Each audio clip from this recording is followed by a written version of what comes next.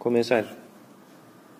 Þá ætlum við að fara að einbeita okkur í því að leysa jöfnur og við skulum byrja að kíkja aðeins á hvað jafna er, því að stundum vilja menn rugla því saman við stæðu, en þetta getur verið mjög svipað. Hér er með dæmi stæðu og kannski einföld útskýring á stæðu er að það er eitthvað sem inniheldur bókstafi og tölustafi. Jafna lítur kannski svipuð út í margra augum, en þið sjáðu vonandi að það er smá munur á. Það er þetta merki hérna. Þetta er stundum kallað samansmerki, en líka er þetta kallað jafnaðarmerki og þaðan kemur nafnið jafna. Og það er nefnilega lykillinn að því að í jöfnu þarf alltaf að vera jafn mikið báðum megin við þetta merki. Það er að segja að þetta sem er hérna vinstra megin verður að vera jafn mikið og það sem er hægra megin. Og á því byggist ein leiðin sem ég ætla að sýna ykkur eftir, hvernig við leysum jöfnur. En í guðanum bænum ekki rugla þessu saman, og þegar ég sé síðan fólk vera að leysa á prófi, og getur verið einhver fyrirmæli að einfalda stæðu, kannski aðeins flóknar enn þessi stæða sem ég set hér, að þá á sér stað einhver einföldun, og svarið gæti kannski verið í líkingu við þetta hér. En þegar við erum að leysa jöfnu, þá erum við alltaf að reyna að leita eftir því hvaða tölu get ég sett í staðinn fyrir x, þannig að það sé jafn mikið báðum megin. Og svarið á semst að vera x er jafnt og einhver tala. Kannski x er jafnt og 5 eða 6 eða 7. Eða jafnvel 3,8. Það þarf ekki alltaf að vera heiltala. En kíkjum aðeins á þessar leiðir sem ég ætla að sýna ykkur. Eins og ég sagði á hann, það var markmiðið þegar við leysum jöfnu alltaf það að finna hvað 1x er mikið. Það er að segja hvaða tölu get ég sett í staðinn fyrir 1x. Og þessi fyrri leið sem ég ætla að sýna ykkur, hún gengur út á það að bera þetta saman við vogarskál. Það er að segja á vogarskál er það alltaf þannig að ef það er jafn mikið báðum megin, þá er hún í jafnvægi. Og það gildir líka í jöfnu, sem við viljum hafa jafn mikið báðum megin. En hér eru sem sagt 3 svona x á báðum skálum vogarskálarinnar. Hún er í jafnvægi. En hvað gerist ef við tökum 1x í burtu? Þá gerist þetta sem ég reyna að sýna hérna með þessari mynd, og þá fer vogarskálinn að hallast. Það er að segja að verður þyngra öðrum megin og það er ekki lengur jafnt á skálunum. Þannig að það sem ég get gert er að taka 1x hinum megin líka. Og ef ég gerir það, þá er áfram jafnvægi á vogarskálinni. Þannig að niðurstaðan ætti að vera þessi að alveg eins og vogarskál, að þá gildir það líka í jöfnu að það er í lagi að annarkvort taka í burtu eða bæta við vogarskálarnar eða jöfnuna ef það er gert eins báðum megin. Ef við passum að fylgja því, þá helst jafnvægið í vogarskálinni og líka jöfnunni. Ég vil sýna ykkur hvernig við nýtum þetta til þess að leysa eina svona einfalda jöfnu. Það er að segja x plus 4 er jafnt og 10, og ég veit að sumir segja núna að x er 6, þetta er ekkert mál, en það er alveg vissulega rétt. Ég ætla að sýna ykkur samt aðferðina, því að hún nýtist ykkur þegar dæminu vera flóknari. Þetta er ekki spurning um að sjá svari strax þó það sé hægt í þessu tilviki. En ef við byrjum þetta saman við vogarskál, ég byrja með hérna x plus 4, segjum að það sé vinstra megin á skálinu og hinum megin er með 10.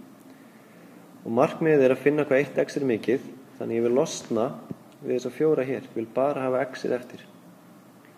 Og ef ég gerir það, ef ég er með 4, þá ætla ég að taka 4 í burtu. Og það, samkvæmt því sem við sáum áðan, er í lagi ef ég passa mig að gera það hinum megin líka. Það er að ég má gera ýmislegt við jöfnu svo lengi sem það er eins báðum megin. En þá stendur eftir vinstra megin x.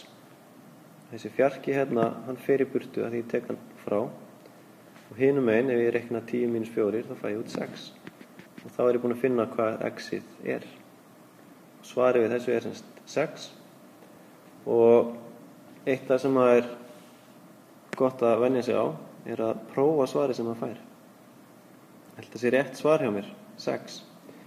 Og ég einfaldlega prófa að setja það inn í jöfnuna og segi hvað gerist því að setja 6 inn í staðinn fyrir x-ið og reikna 4, fæ ég þá 10. Já, það gerist. Og þess vegna er þetta rétt svar hjá mér. En ég ætla líka að sýna ykkur aðra leið. Sama dæmi, en hún er aðeins öðruvísi og hún er stundum útskýrð þannig að maður færir eitthvað yfir samasemmerkið. Og þegar maður gerir slíkt, þá það eina sem maður þarf að passa er að það sem við ætlum að færa yfir samasemmerkið breytist í andstöðu sína hinum megin. Og þetta er sjálfsögðu engin töfrabrögð. Þetta, ef maður skilur þetta, það sem ég var útskýra með vogarskálina, þá veit maður af hverju maður má innan gæsalappa færa yfir samasemmerkið. En markmiðið hjá okkur er alltaf að hafa öll x öðrum megin og allar tölur hinum megin. Og þess vegna, ef ég horfi á þessu jöfnu hjá mér, hérna vinstra megin er ég með bæði x, bókstaf og tölu. Þannig að það sem ég ætla að gera er að taka töluna, 4, passa að hafa formerki með. Ég ætla bara að færa það yfir til þess að reyna að ná þessu markmiði hérna. Og eins og stendur í kassanum að neðst, þessum bleika, að þegar ég færi eitthvað yfir, þá breytist formerkið. Þannig að x-ið færi ég ekki neitt, þess vegna skrifa ég það upp aftur. Svo kemur samasemmerki að því að fjarkinn er farin. Hinum megin var 10 sem ég færi ekki neitt, en þessi fjarki sem ég færið yfir er núna orðið að -4. Og svo reikna ég bara hvað er 10 - 4 og þá kemur ljós að x er 6. Þetta er þetta sama niðurstaða við fengum áðan og aðferðin kannski svipuð en örlítið frábrugðin hugsunarháttur.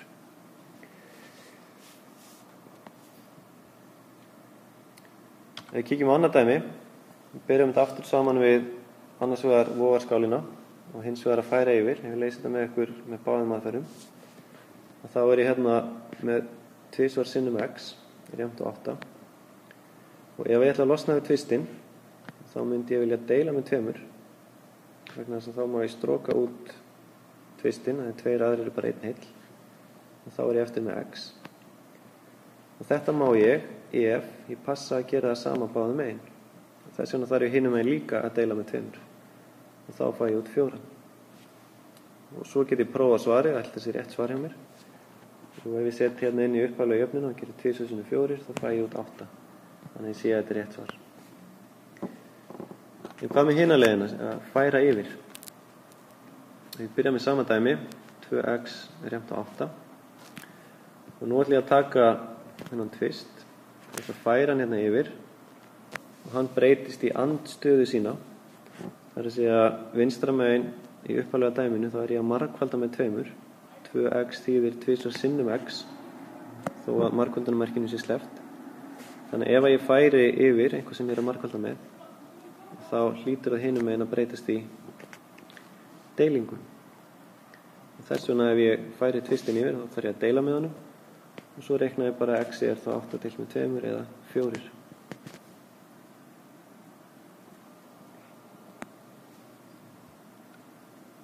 Nú ef við færum okkur í dæmi sem er aðeins flóknara, þá ætlum ég að biðja ykkur um að halda ykkur fast, ekki detta úr stólnum og fræðslu. Þetta er eitt flókið dæmi.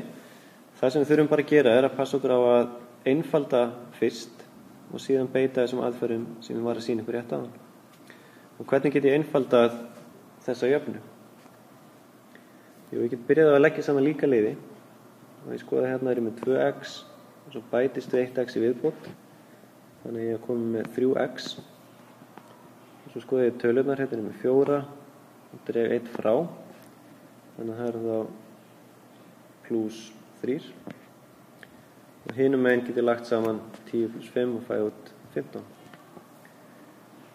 Og þið getið leikið ykkur að nota vogarskálar-aðferðina. Ég ætla að sýna ykkur hina aðferðina því ég nota hana oftar, því þið ráðið að sjálfsögðu hvora aðferðina þið notið. Ef ég ætla að færa síðan þristinn yfir, því þið munið að markmiðið er að hafa öll x-in öðrum megin, allar tölur hinum megin, þannig að ok, hérna er ég með 3x og ég ætla að láta því standa þarna, en ég ætla að losna við hann þrist með að færa hann yfir samasemmerkið. Og hvað gerist þá? 3x er áfram á sínum stað, 15 er á sínum stað, en þristurinn sem ég færði yfir breytist í -3. Og svo getur ég reiknað hvað 15 - 3 er mikið, og þá stendur 3x er jafnt á 12. Og enn og aftur ætla ég að reyna að losna við hennar þrist hérna, það stendur 3 sinnum x, þannig ég ætla að færa hann yfir núna og þá breytist hann úr margföldun í deilingu og þá ég loksins komin með hvað 1x mikið. 1x jafnt á 12 deilt með 3 eða 4. Það lokasvar. Ef þið viljið prófa dæmið eða prófa hvort það svarið sé rétt, þá myndið þið reyna að finna gildi hérna með að setja 4 inn og athuga hvort það kom ekki örugglega út 15, því það það sem hægra megin. En þið eigið eftir að fá fullt af svona dæmum til að æfa ykkur á og þá að gera að byrja. Takk fyrir.